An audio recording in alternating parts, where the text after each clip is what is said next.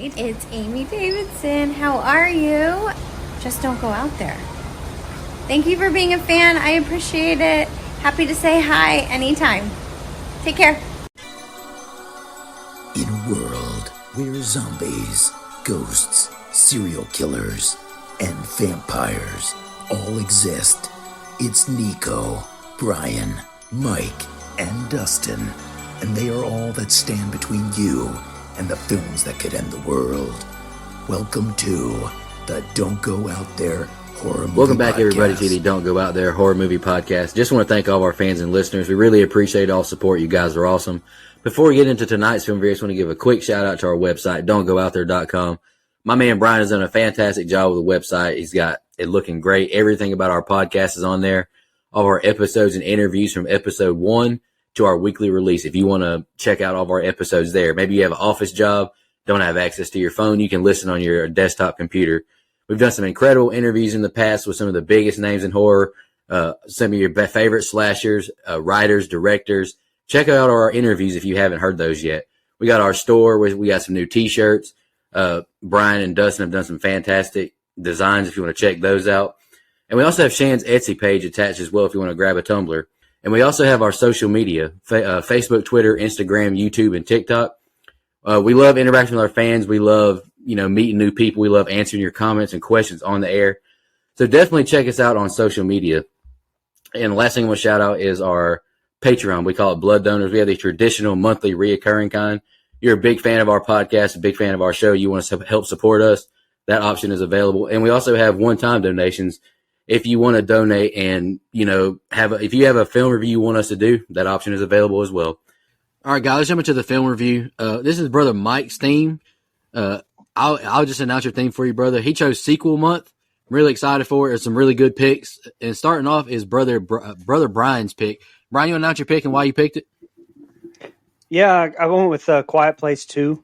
I like this a lot. I mean, I kind of went back and forth on some sequels that I want to do, but I wanted to just go ahead and finish this franchise up. Well, I mean, for now, because a little disclaimer for when the prequel comes out there. But I think I'm going to really start hammering away at some franchises like Final Destination and Saw whenever we start getting into this a little bit this year. That's been kind of my New Year's resolution with this. But anyway, as far as this movie, Cillian Murphy, Scarecrow is great. I went Scarecrow since Nico called him Oppenheimer throughout in the scene notes. That had me laughing, by the way, when I read that. But he's fresh in my mind, actually, because I literally just got finished watching Red Eye literally yesterday. But, he's an amazing actor. But at first I was hesitant on a sequel with this, and I think it turned out great. Now I'm hesitant on the prequel they're doing. So hopefully it turns out just as great as this, but not to date the show, I guess. But I'm a big John Krasinski fan, so anything he does, I'm in to see. Apparently he is quoted as saying that he was Jedi mind tricked. That's from Star Wars, Nico and Mike. But that he was Jedi mind tricked into coming back to do this one. And I'm glad, anything he's involved in, I love. Did this even go to theaters, or was this a COVID movie? I honestly can't remember now that I say that. I watched Dead Meat's kill count. He said it got like a limited release in 2020. Then it got a wider release in 21. See, I remember watching it on Paramount Plus right away. No, I can't remember. But I can't remember anyway, either, I think it's a fantastic sequel. Go ahead. I'll go next. I hadn't seen it yet. It was one of those movies, kind of like you had mentioned, Brian. Did we need a sequel to that first one? But I got to admit, the first 40 minutes of the movie is a 10 out of 10. I am invested. Then it starts doing some more First Quiet Place stuff where it's just some, I'm not going to say it's dumb writing or bad writing, but it's just stuff dude, why the fuck are they doing this? And it just annoyed me so much that it just brought my score down. Does that mean this is a bad movie? No, I did like the movie. Does that mean it's better than the first? It's pretty on par with the first. It's right up there with it. I did kind of think the ending was kind of just it was kind of, no stakes were had, I just kind of felt like I wish there was a little more. Did this cochlear implant on the radio station kind of end things with all these aliens? I just want to. I don't really want a prequel. I want to know what ends. You know what I'm saying? And I'll leave it at that. I did like the movie. Yeah. So I've mentioned in our chats before that the first time I watched this movie, I was not in a good place. Okay, I hated my job. I hated coming home. It was a really dark time mentally for me. So I didn't like this movie and was vocal about it. I was very, and by the way, these things can affect your viewing experience. Definitely happened to me multiple times during that stretch. If you go back and listen to some episodes there, my notes are short, not the same enthusiasm. And so I was very excited now that things are better. Things are looking up a little bit more grand to revisit this because I liked the first one and was a fan of it. And I got to say, much better experience this time around. It felt, for whatever reason this time around, felt more like a direct sequel to the first one. And I think that they did a pretty dang good job. Now, again, I have a few qualms, nothing crazy, but I think it's, one, I appreciate the hell out of the short time or the runtime. Very short, not a very long watch, and I think it fits a lot into that runtime. There's still a few little things I'll bring up about the island and the boat and all this stuff that I didn't like from the first watch that held on this one as well. But all in all, I think the acting still great. I think the way they use sound and silence against one another, really, really love it. I'm not going to use diametrically opposed twice in a night. That lets you know when we're recording this. But all in all, I thought it was much better for me personally this time around, and I'm excited to talk about it. Yeah, I agree. I agree with what you said, Nico. It's a good sequel. It's right on par with the first one. I really liked the first one, but I did have some issues with it, and I still feel the same way about this. The first movie was more of a story of family and unity and strength and selflessness of a father. This one's more of a coming of age story for the kid. And, it definitely has its merit. It also has its flaws, that I'll get into in the scene by scene, but I like it almost as much as the original. And yeah, shout out to Jim Halpert. Brian, you mentioned how by the way, Cillian Murphy's how I've said his name the whole time. Apparently it's Killian. I heard him say really? that, and I heard it out of his mouth, but he's just kind of accepted Cillian because that's how it looks. But he's fresh on my mind. You just finished Red Eye. I literally just finished watching Peaky Blinders yesterday for the first time, and nice. So I'm glad that he's getting his. I'm glad he's getting his props. After Oppenheimer, it's well past due. It's legitimately overdue. Not like he did something and 2 weeks later we're saying it's overdue, but. It was a couple months, but okay. But no, that movie was overdue. Just throwing that out there. I do think that this is a very fine sequel. And after watching it this second time, I've seen it more than twice, but after watching it this last time, it's it held up just the same. I didn't have any differing opinions than I did the first time. I think it's good, and I am looking forward to the next one. For Brian, is that Red Eye with Rachel McAdams? Yeah. Sorry you had to endure that, brother. Okay, go ahead, Nico. I didn't hate it. It wasn't what I thought it was either. I mean, it was more like I understand why you don't like it because you don't really. There's a lot of those kind of movies that you didn't really care for, like Lethal. Those kind of copy movies. It was more of a thriller than it was a horror. It felt like a movie of its time. I will say that. That's what I'll say. I agree. I'm never going to complain when Rachel McAdams is on my screen. That was the best part. There's no doubt. No doubt. The Notebook coming up next week. And hell yeah, brother! All-time classic film. Actually, I will complain. Sorry. Oh, you don't like The Notebook? Man, great fucking film. Elite movie, I have man. testosterone in my system. Listen. Why don't you just open up your mind, man? All right, guys, jump into the scene by scene. Day one. Lee goes into the mart and gets some fruit and water as they see on TV some explosions happening. Their best guess is a bomb. Lee joins a crowd of people at the park where good times are being had. He sits down to watch the game, and Reagan offers to cut the oranges since his hands are so nasty. Marcus is up to bat and nervous. Emmett asks Reagan how to say dive in sign language. The radio signal goes out, and a dog begins barking like crazy. Marcus freezes at the plate, seeing explosions in the sky. Panic ensues at the park, and folks begin to flee. Lee and Reagan go to his truck, and Evelyn and Marcus leave together. A cop pulls behind Lee, and they converse. Suddenly, the aliens appear and all hell breaks loose. The truck struggles to crank as the sound goes silent to show us Reagan's point of view. Evelyn sees an alien attack and drives away frantically until a bus drives towards them, and she hits the reverse button. Lee and Reagan sprint into a building for safety with others. Everyone's quiet except the panicked girl on the phone. The store owner begins to pray until Lee covers his mouth. An alien hears the girl's ringtone and breaks through the window, smacking folks around. Lee and Reagan escape out the back door. They find Evelyn and the kids by a flipped cop car. Ronnie shoots the creatures, but it isn't enough. The alien pounces him, killing him. Marcus has his ears covered, holding the crying baby. Evelyn says, "Let's go," and we get a title card. All right, Brian's opening set of scenes, what'd you think? Yeah, this is a lot more simple of a story. I mean, where with part one, you have to show these bad guys, you have to set up the whole sensitivity, the sound thing, the whole shebang. Whereas with this one, like, we already know that. So it's just simply surviving, and you throwing in a human threat element that's probably very accurate to how it would be. Even in an alien dominated world, humans would still be dickheads to each other. But I'm a fan of the simplistic nature of this, though, because another sequels, we almost sometimes, we've talked about this before, we go too far. Looking at you, Chronicles of Riddick, just many others where most times, for me at least, like, I'm just looking for a continuation of these people's lives. Like, I just want to spend more time with them. I don't really want to go into like the creation of the alien species. Looking at you, Prometheus trilogy. You know what I mean? I really enjoy the simplistic nature of this one. But anyway, this is my favorite group of scenes in the movie. I mean, I think it's just a fantastic open. Again, not too much of a backstory. Almost kind of like War of the Worlds remake, which is on my list to pick. But maybe without as much development, because we already know. We already care about these characters. And Lee. We're just thrown right into the shit, and I love it. And man, when that first alien hits the police car, when John was talking to the cop, I about pulled a mic and straight up shit my pants.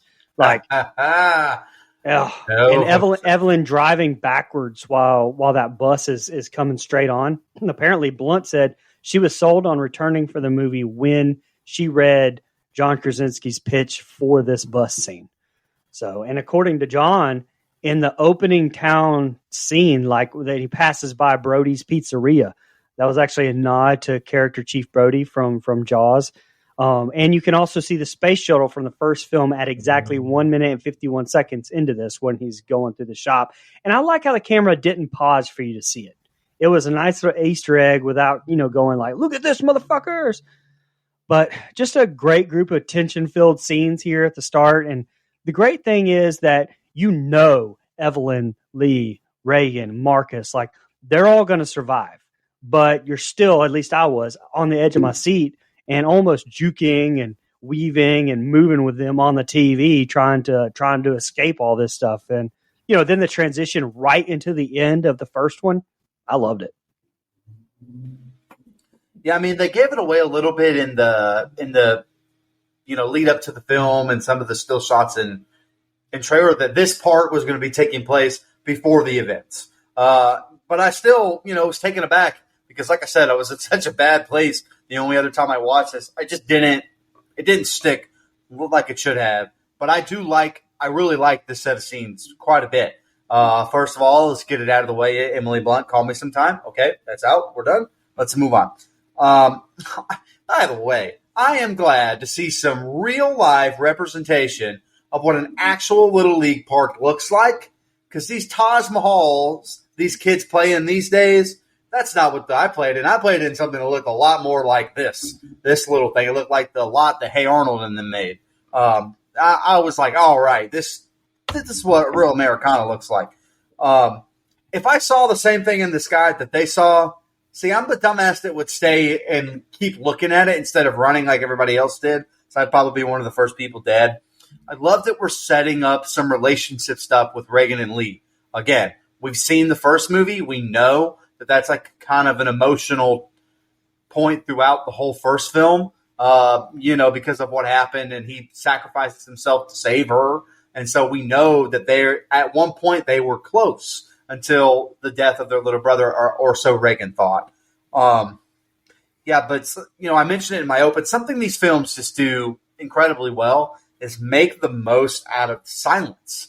You know, when you're almost in Reagan's perspective, it adds so much to the film, such a sense of dread and terror, because, especially for her, who is a great character and strong, and, you know, it does just fine with, you know, out her hearing. But again, it does add just another element of suspense, in my opinion.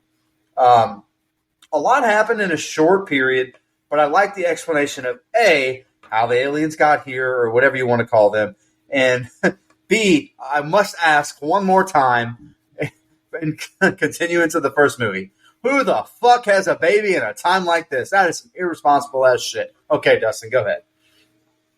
Hey, man. You got to do what you got to do. No. I love the eerie music and then the immediate cut to a quiet, boring town in the open. Very simple, yet very effective. First card we see says Day One, which is interesting given the upcoming entry in the franchise, the name of it. I do like the subtlety of showing the rocket ship from the first movie, too. Like you mentioned, Brian, great callback to let us know where we are. Love how the baseball game we see the umpire signals safe when there wasn't a throw to first and the first baseman wasn't even covering the bag. Krasinski never played IC. No umpire would ever signal safe when there's not a play there. Obviously, he's safe. Anyway. Then we go from curious and a little concerned to, oh shit, when the cop car is taken out. I appreciate not wasting time making us anticipate what's going to happen, especially since this is a sequel and we know what it turns into. So that was well done. Kind of leap in logic from Lee to have him immediately know to stay quiet. But then again, they're hiding, so maybe that's a stretch from my part. I don't know. It just seemed a little convenient that he was immediately shushing everyone. Then I like to cut back to where we left off first movie right before our title card. Very strong opening to get us invested and then bring us to where we last saw our main characters. Yeah, the opening scene was incredible. Day 474. The remaining Abbotts leave their house to seek new refuge. Evelyn goes into the barn and Reagan goes back inside the house. Evelyn swims around the flooded basement, finding the baby's oxygen tank. Reagan grabs a map and lights a fire on top of the silo. She sees another fire in the distance and circles on the map on where to go to next. The family is walking a safe path through the woods until suddenly the sand stops. Evelyn trusts Reagan, and they continue onward through the leaves. They follow train tracks to an old steel mill. They sneak through a fence and into a trap that releases some glass bottles, making a lot of noise. Run, Evelyn says. They take off in a panic as a gun scope watches their movement. And I yelled, fuck! Marcus gets caught in a bear trap suddenly. That got me so good on the first watch. Evelyn covers his mouth as he screams in agony. The baby begins crying too. Reagan puts the baby in the basket and they get Marcus free. They hear the creatures approach and Reagan whips out Old Reliable and Evelyn shotguns it to hell. They run and make it inside the mill. A man covers her mouth and they see another alien crawling around. They run deeper into the mill as the alien pursues, making a mess. They leap down this tunnel to safety below.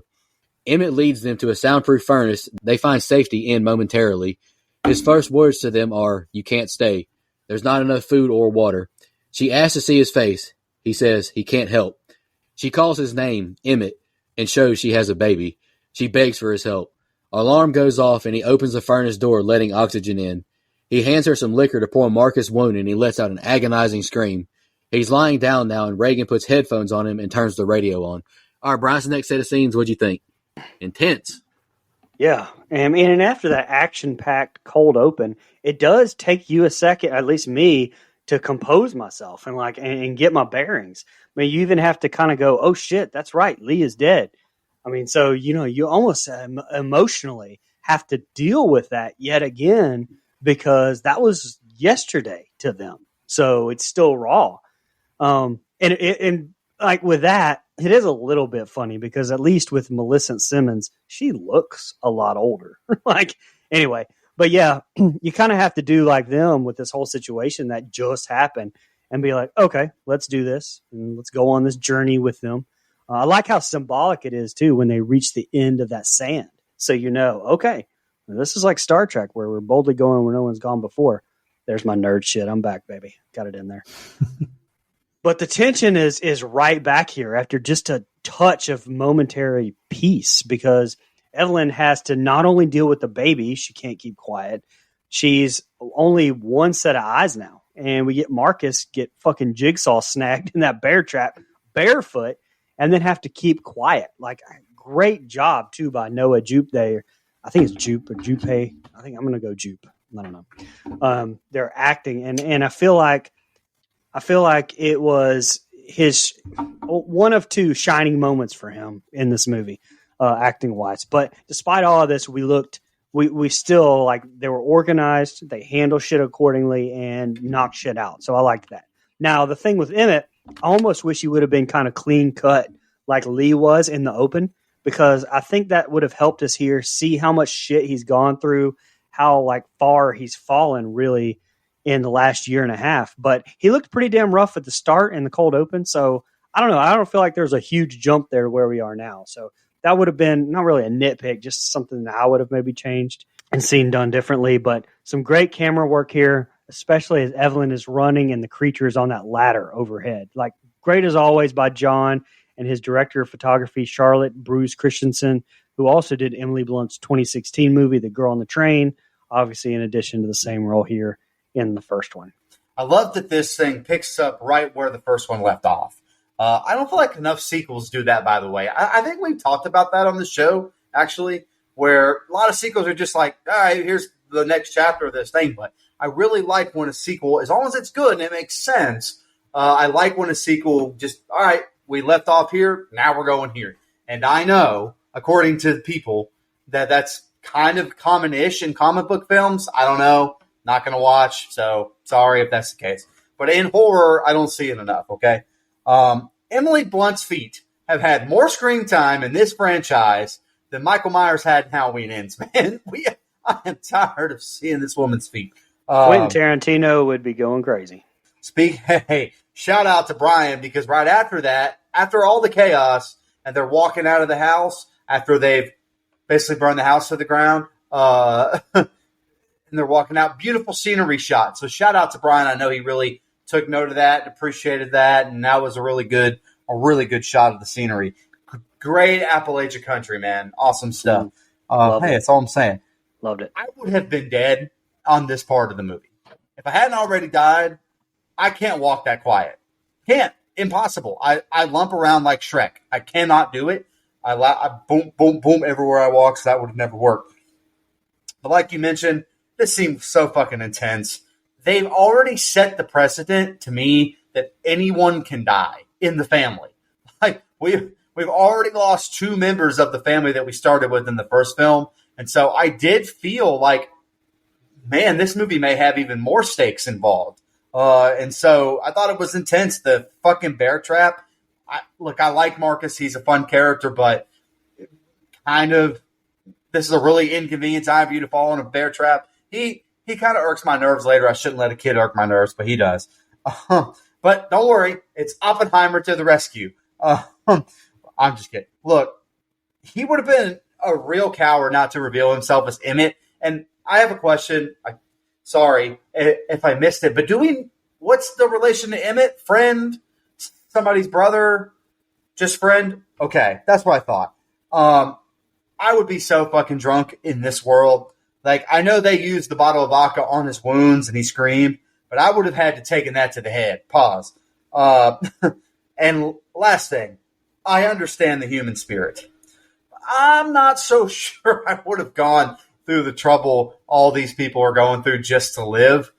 Maybe I would have. I've never been in this situation, and I hope I would have. But there's a small part of me that would have just screamed as loud as I could and let's get it over with. Because, yeah, we, as a species, we lived like this for a long time. But this group of humans knew what it was like to live with technology and other, hygiene things and stuff like that. And I feel like that would be really tough to go back to another way of living. So anyway, I thought this was also just a really great set of scenes here. I think this is the kind of stuff I look for from these movies. So when she put the baby in the basket floating on water, I thought we were about to have a Prince of Egypt situation on our hands, like little Moses was about to be raised by the Egyptians. Glad I was wrong, though. I'm pretty sure I said that on the review of the first movie, but I don't care. It made me laugh.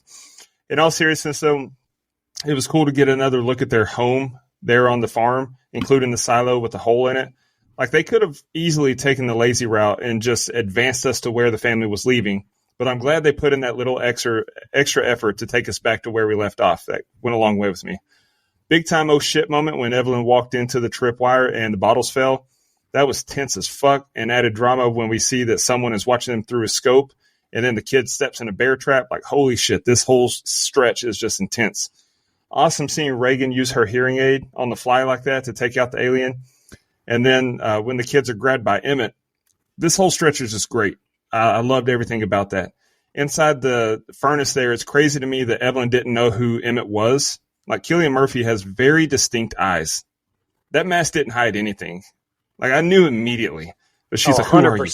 Take your mask off. Oh, my God. Yeah. But 100%. Other than that, very, very solid set of scenes. Evelyn and Emmett chat. He asks about the radio and how it works.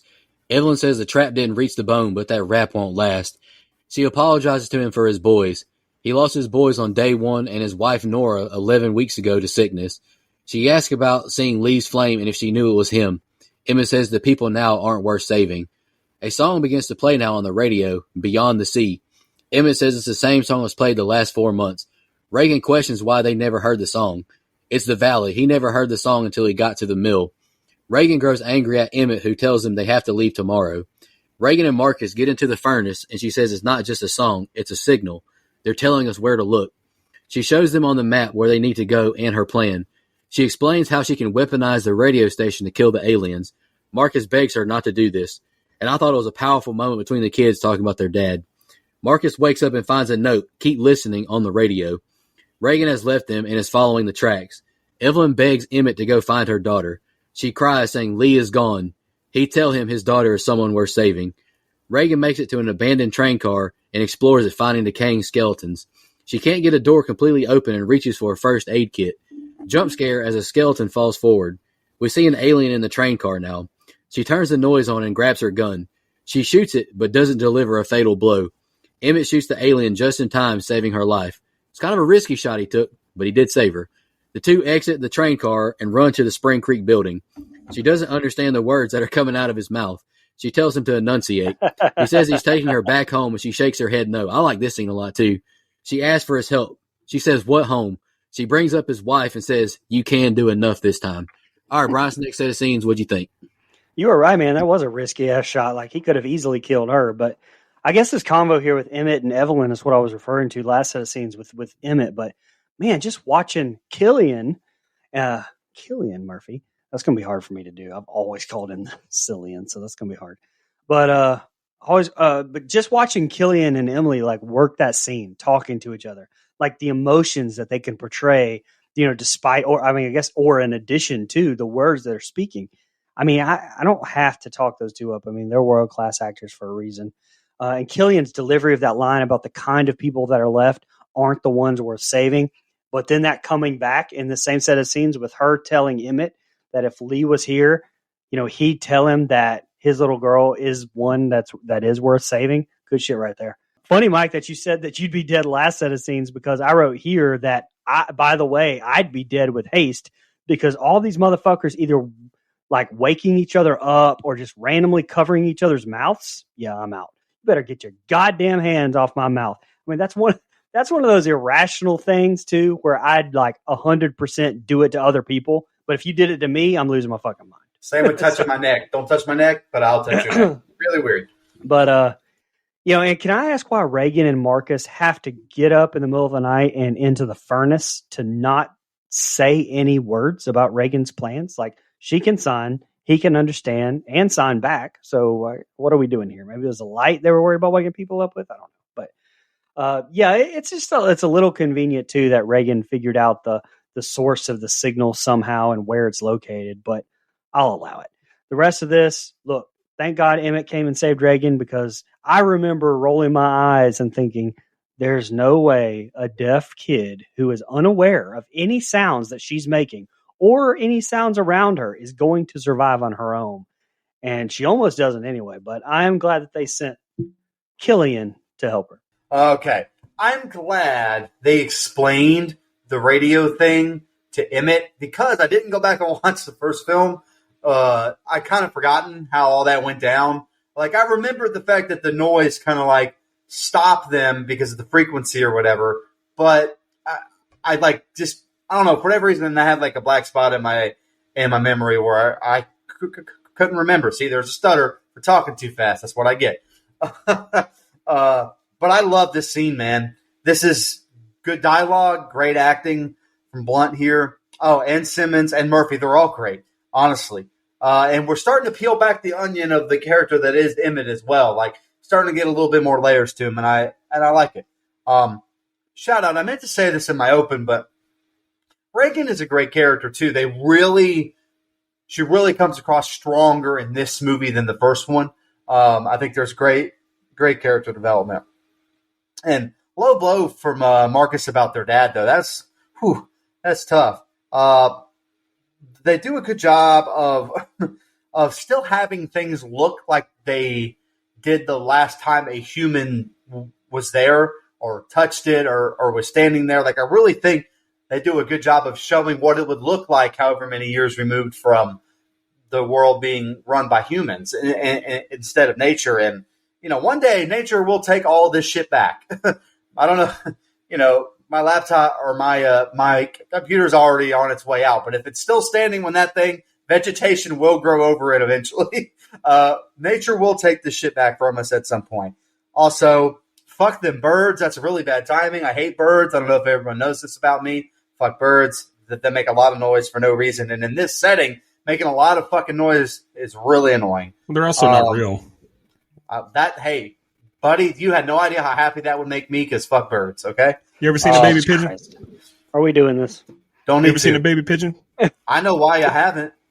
Because they ain't real. Because of government. Anyway, God. I'll stop here. Look, when these fuckers are killed, they look like Demogorgons. I know we said it in the first movie, but like they really look like Demogorgons from Stranger Things, man. Again, I love Murphy and Simmons here because they're snapping at each other, and I really think their relationship, for lack of a better term, the way they interact with each other, great on-screen chemistry here, in my opinion. Just another, great set of scenes, in my opinion, so far. There's a few little things here and there. The way they've, you mentioned the furnace. I don't like the way they necessarily utilize that, but overall, I think it's pretty good. I've called them monsters, and I want to say that we never really said what their real name was over the past two movies. I just looked it up, actually. I was like, I don't even know the names of these things. They're called Death Angels. Interesting. Death Angels. Okay, so are they aliens? Yes. I think so. They came from the sky, right? Came from the sky, yeah. Yes. I just assumed. Yeah. All right. Like birds. Birds came from the government. Emmett is kind of a dick. Like, I get being afraid that a woman and 3 kids may slow you down or make you a target, but have a heart, man. Plus, look at Emily Blunt. It's hard to do much better than that in the world when it's still thriving. You really expect better prospects with the world being over? Think, brother, think. Reagan, typical kid here, thinking she knows best and her master plan is going to save the world. Marcus has to snitch ASAP. What kind of brother is he? Already lost one sibling and going to let another get killed. Sheesh. Also, very selfish of Reagan to take the only line of defense with her. Like, she took the speaker and the cochlear device with her and then just leave everyone alone. And I agree with what you said, Brian. Way too convenient for me that she just happened to be like, oh, it's right here. That's where it's coming from. No. I love how it goes completely silent again in this movie to show things from Reagan's perspective. When she was on the train and it went silent, that was so unsettling. It was perfect. When she shot the alien and it didn't die and then her gun jammed, that was super tense. And Emmett came in for the save. That was a great moment.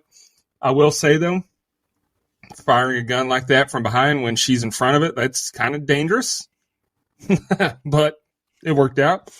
Powerful moment between Emmett and Reagan after that, but also super frustrating. Stubborn-ass little girl needs an ass whooping. But overall, it's a good set of scenes. Evelyn puts the baby to sleep and notices the oxygen tank is running low. Reagan awakes and realizes Emmett left her. She goes outside and falls to her knees in hopelessness. He appears and hands her the cochlear implant. Evelyn suits up and heads into town to get medical supplies for her family. Marcus stops her, saying, "Don't go." He says he doesn't know what to do with the baby, but she calms him down and reassures him. She has to get him pain meds. She can't lose him, too. She leaves and he closes the cover. Evelyn gets to the spot where their child was captured by the alien. She places her wedding ring on the cross, which didn't make any sense to me. Emmett and Reagan find a marina from the bridge where they can get a boat. Marcus is holding the baby, singing until he puts the oxygen mask on and into the basket. Marcus goes into the mill. Evelyn makes it to the drugstore, and Emmett and Reagan make it to the marina. They realize they aren't alone at the marina as they see someone scoot by. Marcus finds all of Emmett's drawings and his dead wife Nora's corpse. He falls backwards, creating a ruckus. Emmett finds a little girl on the dock who ambushes him, putting a noose around his neck. The dock people emerge and go to take Reagan. Marcus hobbles down the tunnel. He grabs the baby and gets into the furnace, but forgets to put the towel on the lock. Marcus struggles to breathe and can't get the door open. Evelyn makes it to the mill and realizes what's happening and sprints inside. Evelyn shoots into the air to lure the alien above. Marcus has to use the baby's mask to survive. Emmett signs to Reagan to dive as Evelyn shoots one of the tanks, igniting the creature on fire, which causes the sprinkler system to engage. Emmett sprints forward, grabbing the man and tying him to the post and stabbing his leg. An alien appears, killing them all as he leaps into the water. Evelyn opens the furnace just in time for Marcus to take a breath. Emmett emerges from the water to see the alien kill more of the dock people on a boat. He realizes they can't swim as one drowns and another is taken out to sea on a boat. Reagan appears in another boat helping him get on board, and he reveals he has her implant in his mouth, which gave me a big, yeah, aight. Evelyn realizing that the oxygen tank's running out, I think is a great use and just basically source of tension that I personally didn't see coming. It's such an easy thing, but such a powerful thing. I thought it was good writing, which of course, leaves us with Marcus being left alone with the baby. Something we all knew will not lead to good things happening, of course. But before anyone complains about Marcus's decisions, listen, this is realistic as hell. Anyone who has a son knows that from like ages 12 to 15 or later, they are the dumbest fucking species on the planet. So there's just literally no fucking brains. So yes, I buy every dumb fucking thing this kid does in this group of scenes to attract the alien and also lock themselves in a boiler. I did like the callback to the baseball game at the start, though, when Evelyn tries to calm him down the same way. I like that. She did break one of the horror movie rules, though, as she said in Stu voice, "I'll be right back." And I haven't talked about it, but Mike did earlier. I think Mike mentioned it. The way Krasinski uses sound in this one, like we talked about it a lot in the first movie too, which with Reagan and Emmett's scenes and how it goes like in between quiet and not. Maybe not as standoutish as in the first one, but I don't feel like we needed it to be. Like, I like the way he used it in this one just sporadically as well. The encounter with the boat people with Emmett and Reagan, it was fine. Like, I did love the callback to the dive motion in the cold open as well, but this may be weird to say and a weird explanation and maybe not great review talk, but this and the last set of scenes with her on the train, this felt like a level to a video game. Like, you know what I mean? Like, does that make sense? Like where it's like, okay, here's the task, complete it with this resistance or pushback, and you move on. I don't know. It just felt like that to me. And after their encounter, I half expected them to find a diary of the family, of the boat family, so we could read it and find out who they even were. It's just a pure video game thing right there. Day 59. I have these fucking sores all over my ass. John Wick 3. John Wick 3 kind of felt like, video game-ish too. Anyway, I was going to say that. I had that thought when I was watching John Wick 3, and so it's funny that you said that. It was like level boss, like it was overstimulating. Anyway, sorry. Yeah, look, I said it in my last essence. Marcus has got to be one of the most nervous and scared fucking kids I have ever seen. I know he's a kid, but goddamn, everything makes this kid fucking nervous. I need you to get it together, hold it up. It's going to be okay. Your mom will be right back, man. Come on. I know he's traumatized, okay? I hear you. I'm just saying he lives in a world where shit happens on a very frequent basis that's terrible. I need him to get it together. That's all. I will say all the cars stopped on the highway like they were here. It's just some like scary shit to me. Very just eerie, unnatural looking. Like it's exactly what it would be like if something like this happened in our world. And I try to put myself in that place. Like, man, that would be eerie to see because those were all people driving on that fucking road. I know we had the bridge thing happen here recently, so I understand. But like in this world, no bridge collapsed. Like everybody just stopped on the bridge. I thought that was eerie. Man, listen, real fucking tears, not misty-eyed, real tears when she put that ring on that cross, bro. I did not hold it together well. I thought that was emotional and really well done. Sad as hell. I loved it. Look, they get up on this boat. Hey, if the boat is rocking, don't come a knocking. And that thing was rocking. I was kind of wondering if somebody was going to be in there. And I was like, this movie's taking a different fucking turn here, pal. But turns out not the case. Look, with the way that Emily Blunt's foot is and the way that Marcus's foot is, I just wouldn't be walking around like they do. All kinds of infections and gross shit. Like, they barely have enough medical supplies as it is. Like, probably would just be finding a way to chill. Now, I understand Evelyn having to go get oxygen, and I'm glad that she did that, accomplished her mission, but still. Look, this movie right here captures one of my biggest fears, and one of my biggest fears about living in a very dystopian future like this, and it's people will turn into fucking madmen or mad women. We're already bad enough as humans, to be honest.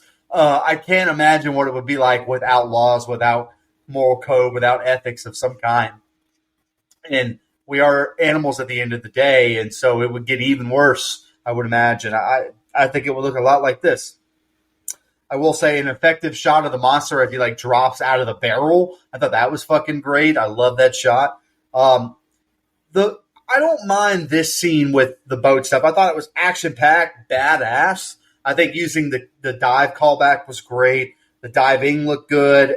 There's Evelyn being smart as fuck in this scene by using the fire to stop the thing. But it's the next set of scenes where I think we lose the plot a little bit. That's all. But for a minute, I thought these things could swim. I was like, holy shit. There's nothing scarier than these things that can fucking swim. It's over for everybody. But anyway, go ahead, Dustin. Yeah, when Reagan thinks that she's been deserted, I mean, can she even blame him if that's what he did? Her stubborn ass wanted to be grown, so be grown. Then Evelyn hit Marcus with the old, I'm going out to get cigarettes and milk line, a tale as old as time. Marcus had every right to be worried. Parents don't come back after they say that. It's Evelyn, though. She's a good parent. She's a good parent. It's got to be a kick in the cooter for Evelyn to have to walk by her kid's grave like that. Like, I can't imagine the pain she felt there. And the score was just perfect. A very somber and depressing-ass music choice. I'll be honest with you. It took me a couple watches to realize that she put her ring on top. I thought she took a picture. Like, it looked like there was a nail at the top that a picture used to be. And then I was like, okay, that's what she put a ring up there. Love the change in tone of the score right before when Marcus goes snooping around. And I like the cuts to our 3 locations to show what everyone is doing. Great way to remind us that we're in a horror movie because you almost forget there for a second. But why the hell did he go walking around? No reason at all. Like, you were asked to watch your little brother, sister, I don't remember, your little sibling, and your ass has got to get upstairs and go snooping about. Okay. Great jump scare when the girl puts the noose around Emmett's neck. But I didn't like the jump scare when Marcus found the dead body. Like, that kid has to hold it together. You're going to see some shit in this new crazy world. You can't go falling and making noise like that every time you see a dead body. Absolutely hated the implied rape intentions on the dock, though. That was disgusting and uncomfortable. Like, it could have been enough that they just took her captive, but it was very rapey. Didn't like that. But, I mean, it was realistic. I'm not saying I didn't like how it was done. It's just uncomfortable. Didn't like it. Really cool shot of the alien walking through the fire after Evelyn blew the oxygen tank up. That was fucking awesome. The intensity here between the 3 locations is incredible once again. I really like how they do the different moving parts and don't let us get comfortable with any character situation. Like, they're all in deep shit at the same time. So that was great. I do have a question, though. It's honestly probably my biggest question of the movie, my biggest gripe. If these things are blind, how did they know exactly where to jump to land on the boats instead of in the water?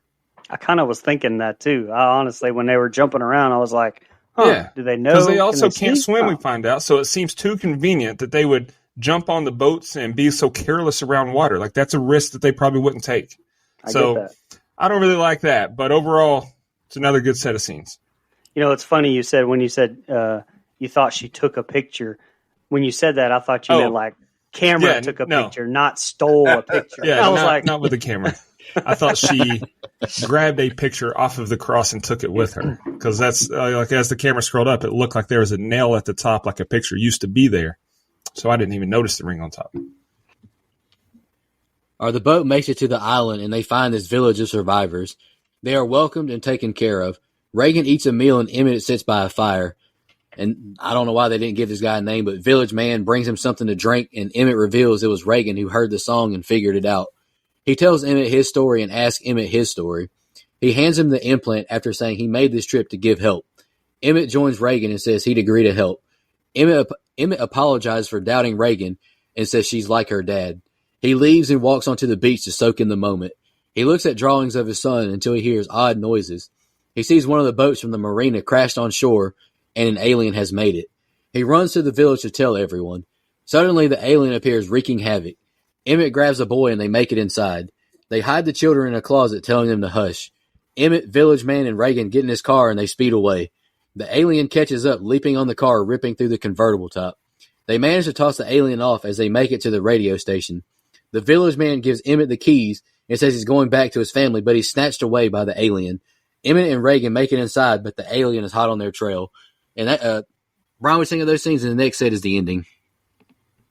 All right, so we are at Paradise Island, and we get to see Djimon Hounsou. And look, I know this guy has been nominated for 2 Oscars for stuff I've never seen, but come on.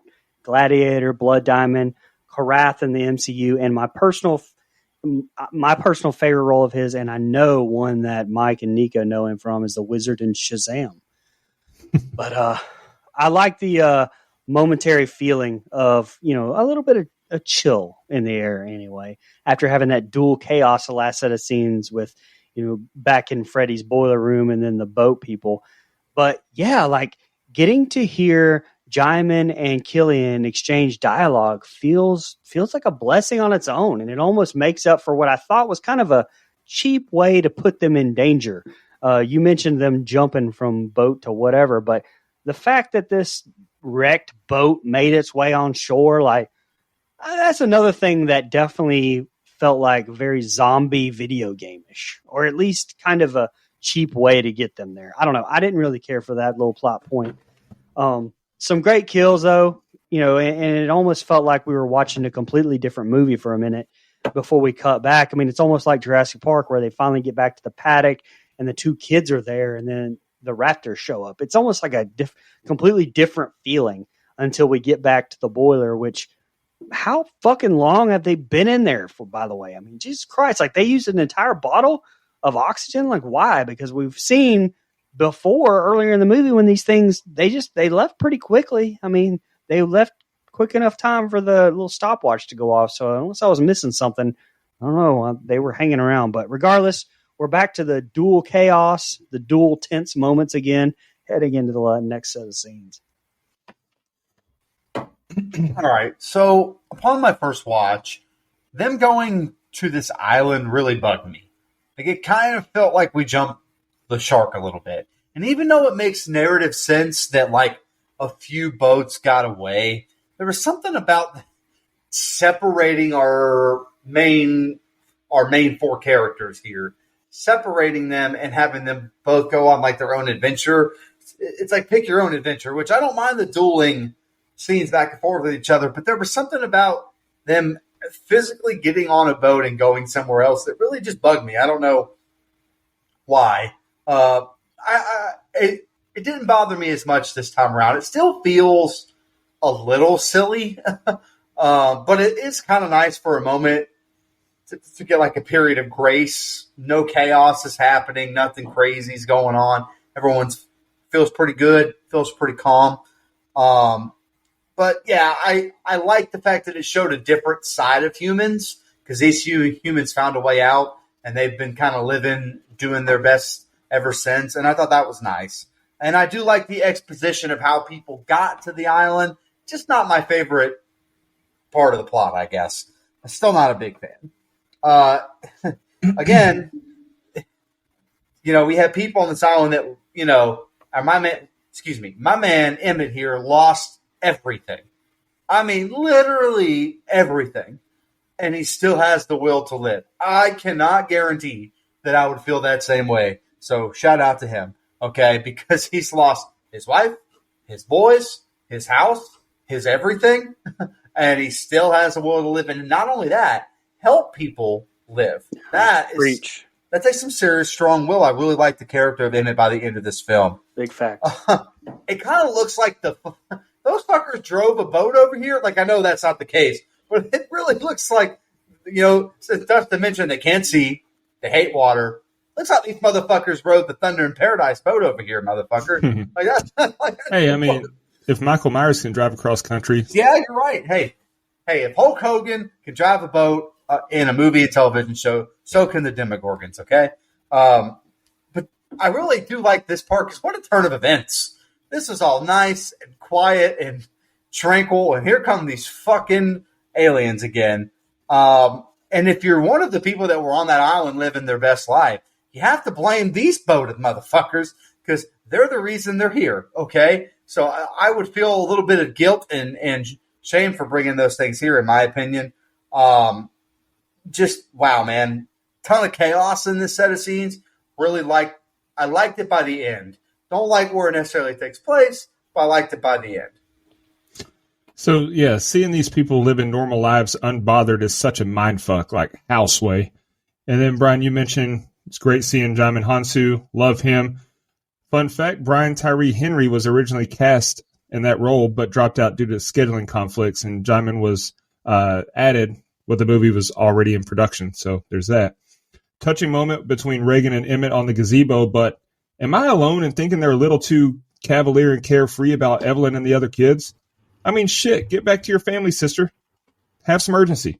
Then, when shit's going down on the island, I don't know, man, but a soft-top convertible that's honking the horn, that might be the last place I go.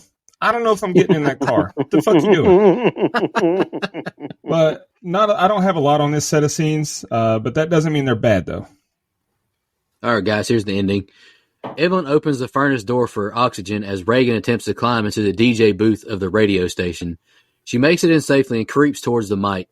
Evelyn gathers the supplies as we see another creature emerge behind her. Emmett leaps in front of the creature, buying Reagan more time. She engages her implant and turns the station on air. The alien is reaching for Evelyn and the kids, desperately stabbing her leg. Reagan gets the station on the feedback, and Marcus fights back against the alien. Marcus shoots the alien, attacking them, and Reagan stabs hers to death. The film ends with a close-up of the mic and the static. Brian, what'd you think about that ending? It was fine. It was a little quick, but honestly, I was fine with that. I liked how they left it. I mean, I know they ended up going the prequel route with Day One releasing soon, but I think having Reagan and Marcus both step up and be the ones to, kind of save the day kind of served as a good place to leave it, as well as like a good starting off point if you wanted to continue on with Millicent and Noah one day. I don't know, maybe a big time jump in years. We can see them with their families. Who knows? But I heard some complaints about Evelyn not really doing much in this film. I don't know. I mean, that whole cold open plus kind of getting them to the new hideout. I mean, that was half the movie in itself. So I don't agree with that complaint that I've seen online. But before I go, just a little tidbit. In the radio station, all the lights are actually blinking to the beat of Beyond the Sea. So nice little touch, I thought, by the director. Yeah, really quick, Brian. I saw that too. I gotta say, Lee and Evelyn are the focal point of the first movie. I mean, that's they have the majority of the screen time in that film. I know that the kids have their time too. Like, it's mostly husband and wife in that film, kind of getting their family, navigating it through these tumultuous times. This time, the kids kind of have to step up and take charge and take ownership of what's going on because, we have one with a baby. Evelyn has a baby. She has to worry about the baby. And these are two, while not adults, got to grow up quick here, man. So, I think it kind of fits into the story that Evelyn doesn't do a lot. So, I kind of liked it, actually. Not going to lie, I kind of forgotten about Evelyn and Marcus, to be honest, because the other story was a little bit more compelling, I guess. But I really like the back and forth that we get here in the end. And I love, the same thing happening at the exact same time. I think there's some great editing and great camera work there. And finally, not The Rock has come back. finally, my man Marcus has grown a pair. He steps the fuck up and does boss shit. I was so proud of Marcus in this moment. Great character moment, great character development. Let's fucking go. Last thing, Lee lives on in his two children. Because, like Emmett said on the island, you're right, I'm nothing like him. You are very fucking true, and so is Marcus now. I really, really did like this ending. A little abrupt, but I actually think it kind of worked for the film. And I'm with you, Brian. I would have left it off right here. I'm still going to watch day one because I'm interested, just kind of see what they're doing with it. But I think this was really well done. Yeah, so I just know Emmett shit his pants when Reagan turned on the music and the aliens started coming towards him. Like, I would have mic'd myself in a heartbeat, no cap. Really cool shot seeing the two kids walk towards the aliens being unafraid and empowered. That was very touching stuff. But I'm supposed to believe that they killed the aliens? I don't know. Like, I know that the sound weakened them and they were exposed and everything, but one kid's a dumbass and the other is a pussy, so I'm supposed to believe they stepped up. The moment wasn't too big for them. They didn't piss down their leg. I'm not buying it. It was an okay ending, but I kind of wanted more bloodshed, and I wanted an adult to be the hero. I at least wanted one adult to be the hero. Because I'm with. I just don't buy Marcus. Like, he pissed me off half the movie. I agree. He pissed me off too, but I like that he finally stepped the fuck up. Let's go, Marcus. Yeah. Anywho, let's jump into social media. I'll knock out Facebook real quick. Dex Cole, your burner account, commented, I love this sequel. I feel like it's on par with the original or better.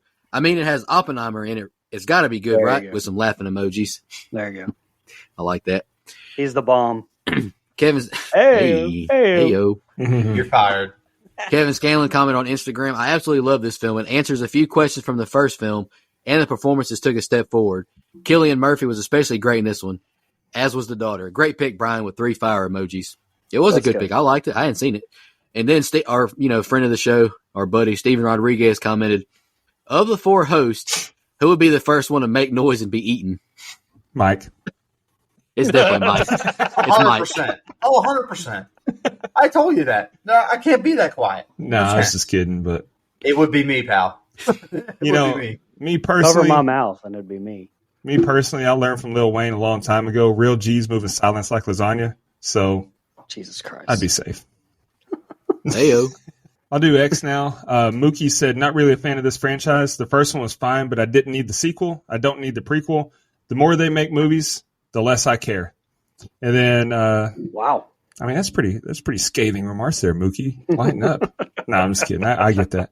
And then Anita Russell said, really like this one. All right. Brian, Dustin, Mike, you got any fun facts? Yeah, I got a couple here. After seeing the first film, Cillian Murphy said in an interview that I wrote this email to John after watching the first, how much I enjoyed the film and congratulating him on it. Then I chickened out and I never sent it. I was like, you don't need to be doing that. He's a busy man. He doesn't need to hear from some actor.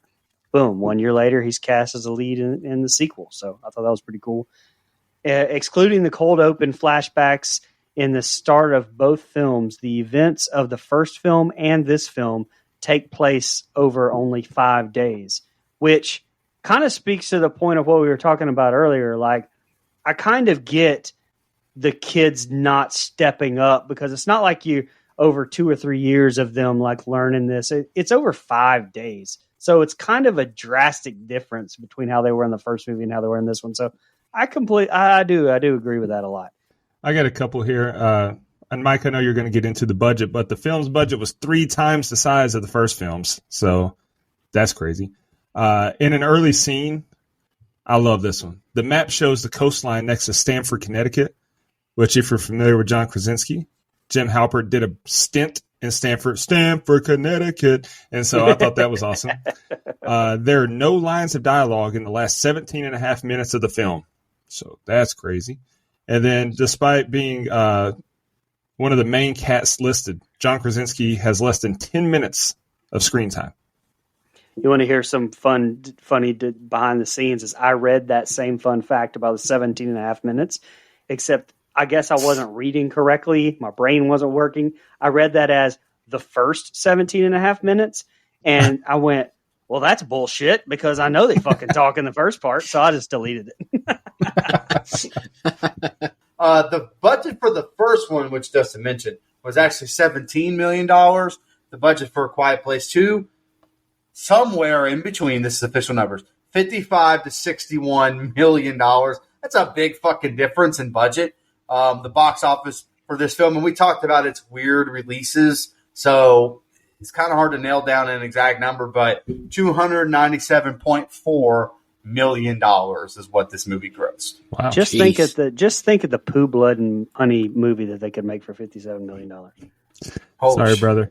Saying poo blood made me laugh. I was like, damn, you might need to stop eating Taco Bell.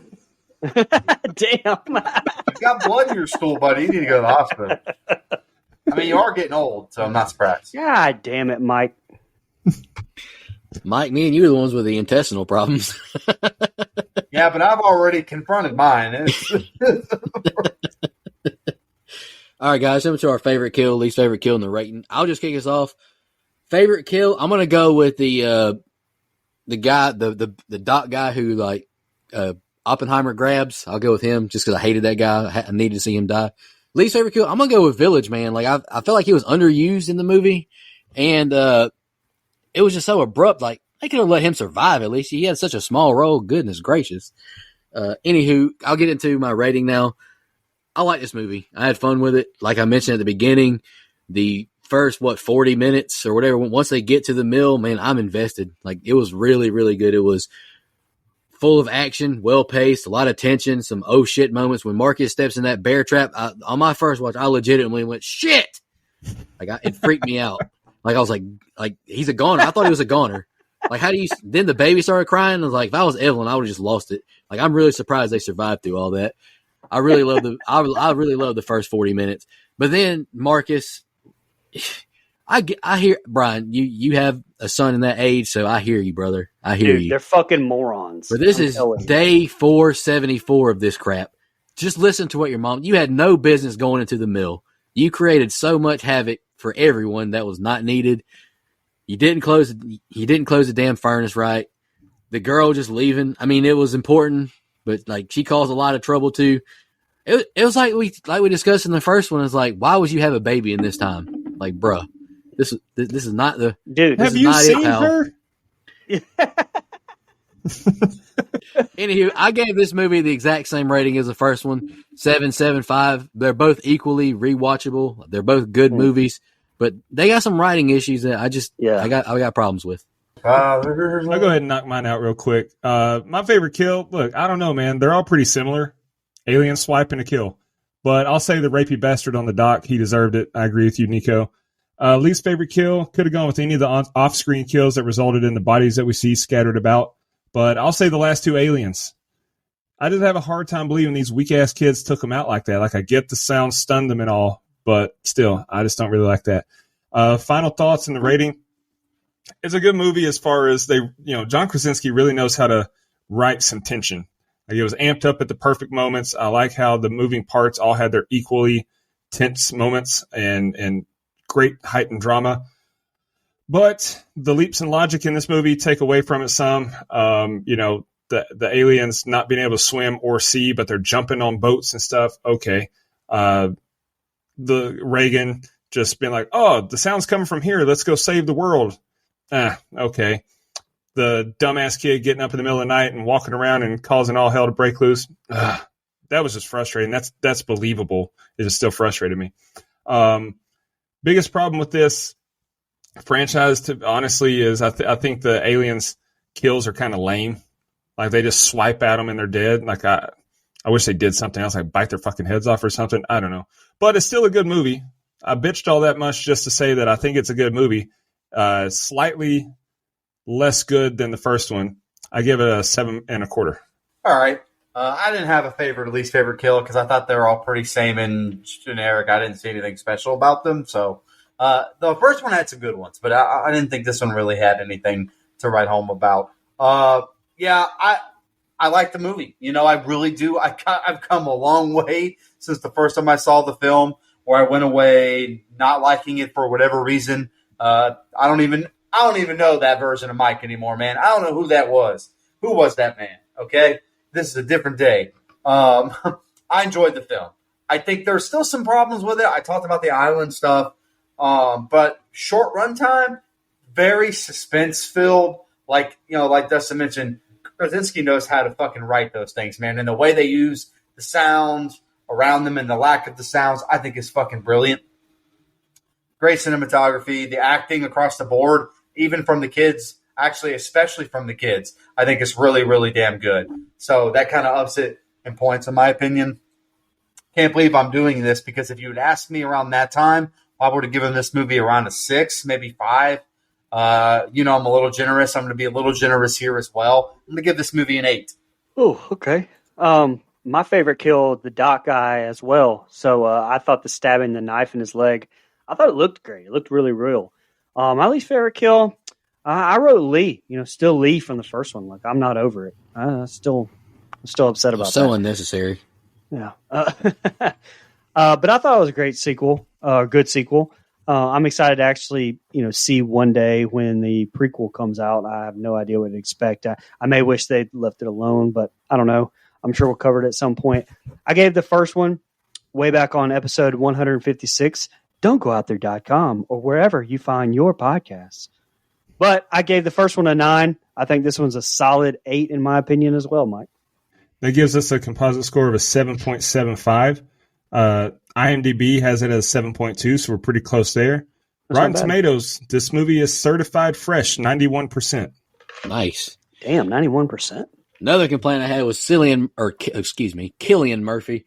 Ain't no way, bro, kept that damn cochlear implant in his mouth during all that ruckus in the water. Ain't no damn way. Yeah. That did bother me. He would have. Come on now. You can put it in your pocket for goodness sake. All right, anywho. But then it wouldn't work. Yeah.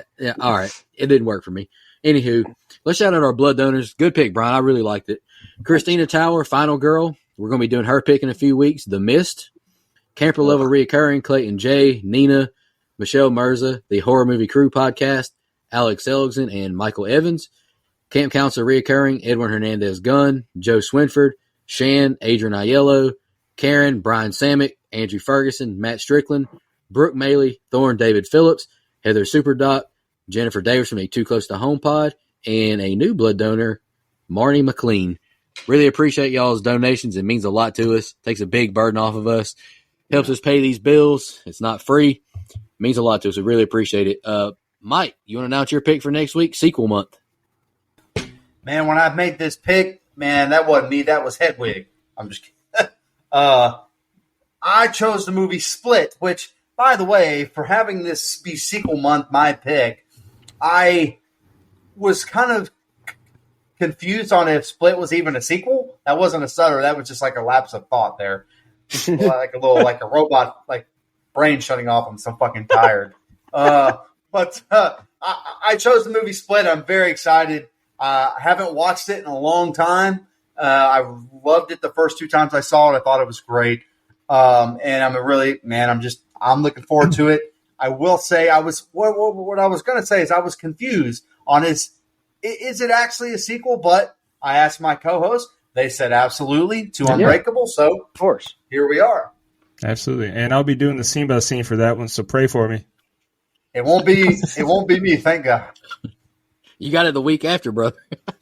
Yeah, that's my. Hey, I told you after Saw 3, we're putting my jersey in the rafters. That's it. I'm done. I'm done. Is your favorite song Bad to the Bone? No. Oh, God, dude. Hey, that's not even the best one. Vinny in a room full of people said one time, "Damn, this must be Mikey's favorite song," and it's "Ain't Seen Nothing Yet" by Bachman Turner Overdrive. The baby. Yeah. I was like, damn, man. That's tough. Bad. Dude, I can't even do it unless it's on accident. I can't. Oh, another question. Do y'all really believe that bear trap didn't get to the bone on that little kid's leg? It depends on how old that bear trap is. I don't know, man. I'm going to need him to stand the fuck up and move on. I'm Who's not bear trap? nitpicky, but I mean, if I was a grown man's leg, I could probably believe it a little. Anyway, Was that movie. Killian's? Was that his bear trap? Believe I think so. He booby trapped the whole joint. He did He what? tried to booby trap Emily Blunt. Yeah, he didn't trap them boobies. He's trying to get rid of her. What the hell? All right, Appreciate end y'all this listening. episode. We got to go. Yeah, we got to get out of here. Just want to remind everybody.